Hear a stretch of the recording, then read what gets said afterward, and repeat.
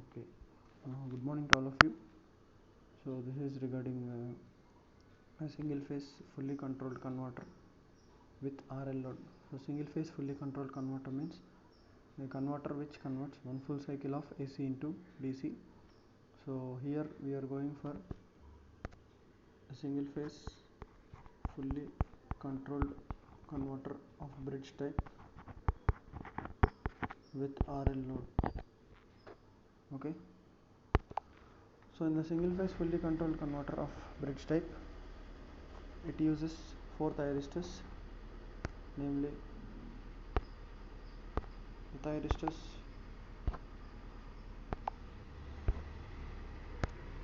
T1, T2, T3 and T4, and the load is an RL load. That means the load is inductive in nature. Okay.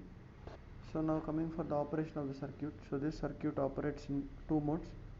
First one is from alpha is equal to 0 degrees to alpha is equal to 90 degrees. So this is called as rectification mode. And the second mode is from alpha is equal to 90 degrees to alpha is equal to 180 degrees.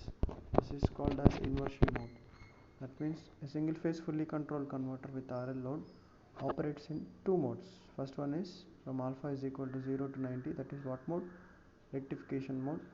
And from alpha is equal to 90 degrees to 180 degrees, that is what mode? Inversion mode, right? Okay. Next, coming for the explanation of the circuit.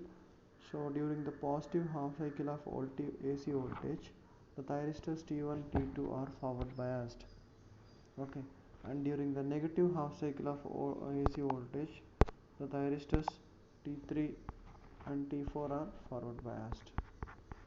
Okay, so this is the point to be noted by all of you.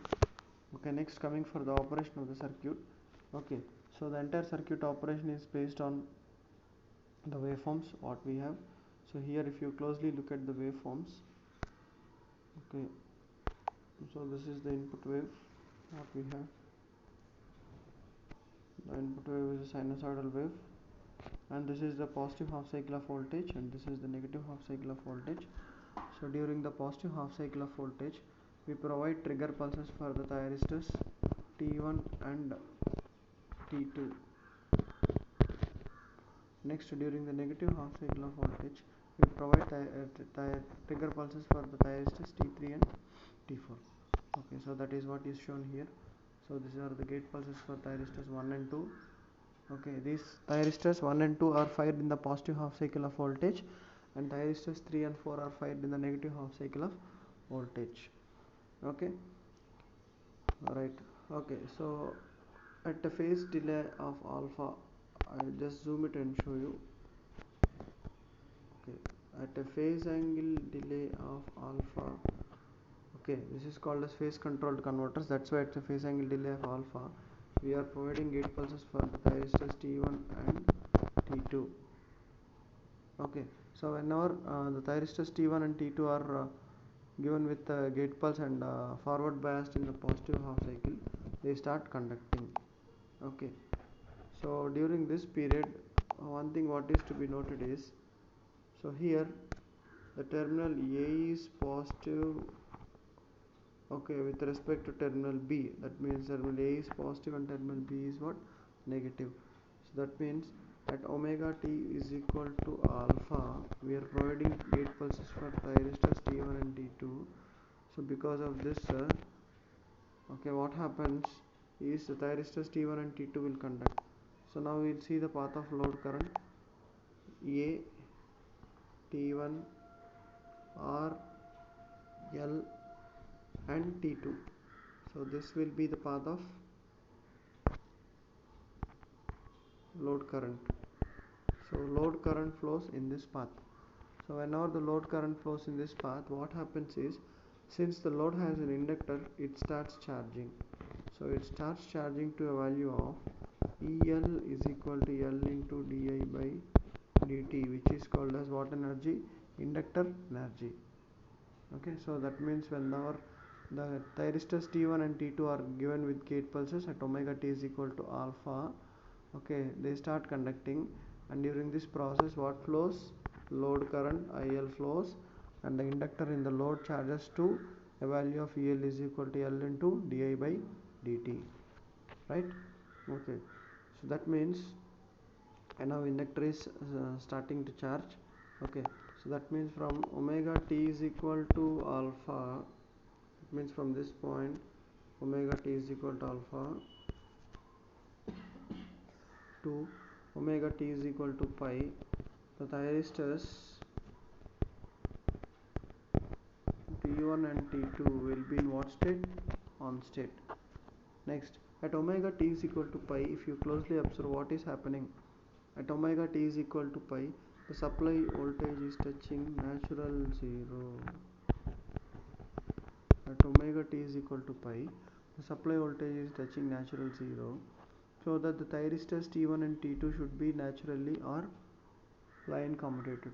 So omega t is equal to 0 దగ్గర thyristors T1 and T2 న్యాచురల్గా కామ్యుటేట్ అయిపోవాలి, ఎందుకంటే supply voltage natural జీరోకి touch అవుతుంది కాబట్టి. But that will not happen because of load inductance. That will not happen because of what? Load inductance. So what happens is, so during after at omega t is equal to pi, so during this period how the current happens is, so the current waveform is not shown here, that I will try and show you the current waveform. Actually speaking, the current waveform will be like this, that is continuous waveform. Okay, next at omega t is equal, from omega t is equal to alpha to pi, what happens, the resistors T1 and T2 will be in on state, and whenever the supply voltage touches natural zero they should be turned off, but that will not happen because at this point omega t is equal to pi, okay, the inductor releases its stored energy, that is L into di by dt. So this energy, this inductor energy EL is equal to L into di by dt will forward bias the thyristors T1 and T2 till the next pair of thyristors are turned on. అంటే omega t is equal to pi దగ్గర యాక్చువల్గా T1 T2 of అయిపోవాలి, but మీరు inductor release చేసిన energy వల్ల thyristors T1 and T2 next pair of thyristors that is T3 T4 turn on అయ్యే వరకు, so T1 T2 maintain their conduction. That means that current out through the load is continuous, current through the load will be what? Continuous, and output voltage will be continuous. So that means here this point, this is nothing but the output voltage due to what energy? Inductor energy, that is L into di by dt. So this is the energy due to inductor. So next gate pulses are triggered at pi plus alpha. Okay, so next pair of gate pulses, so if you closely look at the waveform what is here, okay, this is pi, from here to here the gap is alpha, so this point is called as pi plus alpha. So next pair of thyristors are triggered at pi plus alpha, that is T3 and T4 are given with gate pulses at omega t is equal to pi plus alpha. అంటే input వేవ్లో omega t is equal to pi plus alpha దగ్గర, అంటే ఆ phase angle దగ్గర next pair of thyristors T3 T4కి gate pulse ఇస్తారు. అవి ఇచ్చే వరకు కూడా T1 T2 ఎలా ఉంటాయి? కండక్ట్ అవుతూనే ఉంటాయి. ఎలా ఉంటాయి? కండక్ట్ అవుతూనే ఉంటాయి. So output voltage will be continuous and output current or load current will also be continuous. Okay, so next if you closely observe, at this point called as omega t is equal to pi plus alpha, we are giving the gate pulses for T3 and T4. So T3 and T4 will come to on state during the negative half cycle of AC voltage. So T3 and T4 will come to on state during the negative half cycle of AC voltage, but this according to the connection, the negative half cycle also appears as positive half cycle, and that will turn on the thyristors T3 and T4. So from omega t is equal to pi plus alpha to omega t is equal to 2 pi, the thyristors T3 and T4 will turn on. So omega t is equal to, so I will just zoom it and show you. So ఈ omega t is equal to pi plus alpha, ఈ point దగ్గర నుంచి omega t is equal to 2 pi వరకు the thyristors T3 and T4 remain in what state? On state. But after omega t, at omega t is equal to 2 pi, again the same process happens. Till that point what happens is load current flows. A point varaku load current flow avutundi. So how? I will show you in the circuit.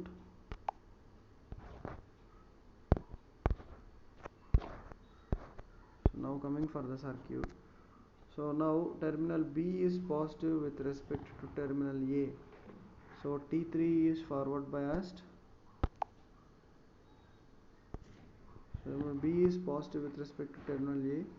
So T3 is forward biased and T4 is forward biased. So this is the forward path of current and this is the return path of current. This is the forward path. Okay, so this is the path of current, how the current flows through thyristors T3 and T4. So T3 and T4 will conduct from omega t is equal to pi plus alpha to omega t is equal to 2 pi. Till that process what happens? The inductor is again charged. The inductor is again charged with the help of the supply, because supply gets connected to load. So T3 T4 on అయినప్పుడు T1 T2 on అయినప్పుడు supply దేనికి connect అవుతుంది? Load కి connect అవుతుంది. So T3 T4 supplies the source current to the load, so that the output voltage will be what? DC, pulsating DC. So from omega t is equal to pi plus alpha to omega t is equal to 2 pi, thyristors T3 and T4 will be coming to what state? On state. So thyristors T3 T4 on state లో ఉన్నప్పుడు load current flow అవుతూ ఉంటుంది. So as the load current flows, what happens? The load which is there in the output circuit, that is inductive load, again the inductor stores an energy of, that is L into di by dt. So again the inductor stores an energy of L into di by dt. So that inductor will store the energy till omega t is equal to 2 pi. So after omega t is equal to 2 pi, if you closely observe the circuit, what is happening? So we have this energy, this is nothing but the energy due to inductance L into di by dt. So after omega t is equal to 2 pi, the inductor gives out energy which is called as L into di by dt. So this energy will forward bias the thyristors T3 and T4 till the next pair of thyristors, that is T1 and T2 are given with gate pulses. So ఈ inductor energy అనేది T3 T4ని 2 పై తర్వాత next gate pulse ఎప్పుడు ఇస్తారంటే 2 pi plus alpha దగ్గర ఇస్తారు. So అప్పటి వరకు కూడా 2 pi to 2 pi plus alpha, the thyristors T3 and T4 will remain in conduction because of what energy? The inductor released energy. Okay, that means till the next gate pulse is given, the pair of thyristors which are previously conducting will conduct. That is, now the thyristors will conduct from omega t is equal to pi plus alpha to omega t is equal to 2 pi plus alpha. Okay, so in this process what happens is there will be a continuous output which is coming across the load, so that load current is continuous. So this happens when this happens. So ఎప్పుడు ఈ output current కంటిన్యూస్గా ఉంటుంది? So ఎప్పుడు ఈ output current కంటిన్యూస్గా ఉంటుందంటే when the load inductance value is high. When what value is high? When the load inductance value is high, then we get what current? Continuous current. When the load inductance value is low, then we get discontinuous current.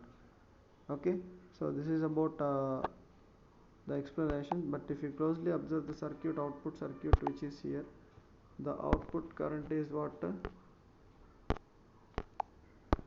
The output current is continuous, the load current is continuous.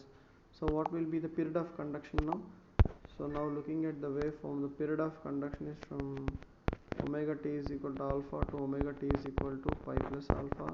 Next omega t is equal to pi plus alpha to omega t is equal to 2 pi plus alpha. So from alpha to pi plus alpha, T1 T2 will conduct. From pi plus alpha to 2 pi plus alpha, T3 T4 will conduct. Okay, so if you closely look at the waveform which is here, So you can see a continuous current. So you can see what current. So from omega t is equal to alpha to pi, which are in on state t1, t2. From omega t is equal to pi plus alpha to 2 pi t3, t4 are in on state. So that you get what? The continuous output current. So that you get what? The continuous output current. Okay. So here, if you closely observe, okay, so if you go for the output voltage equation of this, so you get V naught is equal to 2 Vm by pi cos alpha. So if you go for the output voltage equation of this converter, V naught is equal to what? 2 Vm by pi into cos alpha. So how we get this means, so that will be achieved based on VDC is equal to 1 by pi. Integral period of conduction is from alpha to pi plus alpha Vm sin omega t into d omega t. So if you go for the derivation of this and if you solve this, you get VDC is equal to 2 Vm by pi into cos alpha. Okay, so this is the average output voltage equation of a single phase fully controlled converter with what load? RL load. Okay, next if you look at the equation, that is VDC is equal to 2 Vm by pi cos alpha. So in this equation, take alpha is equal to 0 degrees. Then VDC is equal to 2 Vm by pi. This is the maximum output. Okay, take alpha is equal to 90 degrees. Then VDC becomes as 0. Next, if you take any values greater than 90 degrees, then you get VDC as a negative value. Then VDC will be what value? A negative value. That means this converter operates in two modes like this. Okay, from 0 degrees to 90 degrees, this converter operates as a rectifier,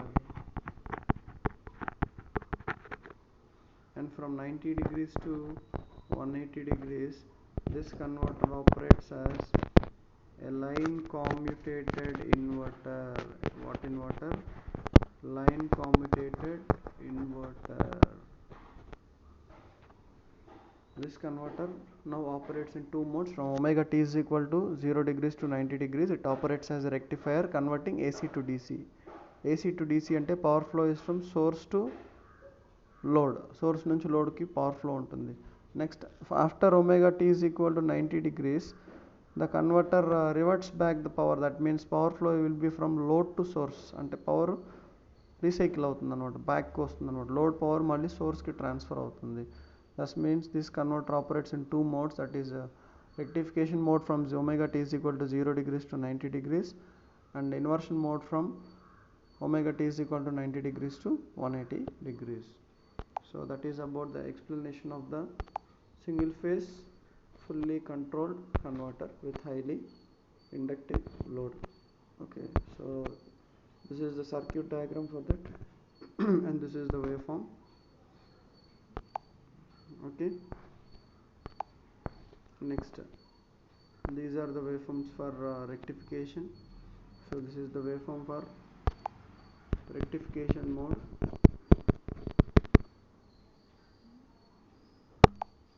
and this is the waveform for inversion mode. Okay, so if you closely look at the waveforms, there is one small difference. See here, the rectification waveform is like this. Okay, next, if you go for the inversion waveform, the inversion waveform is like this. So this is the rectification waveform. This is what waveform? The inversion waveform. Okay, so that is for alpha less than 90 degrees, the converter acts as a rectifier. For alpha greater than 90 degrees, the converter acts as what? A line commutated inverter. Line commutated inverter. Okay, so that is why these waveforms are shown. Okay, and this is about the complete operation of the circuit. Okay, thank you.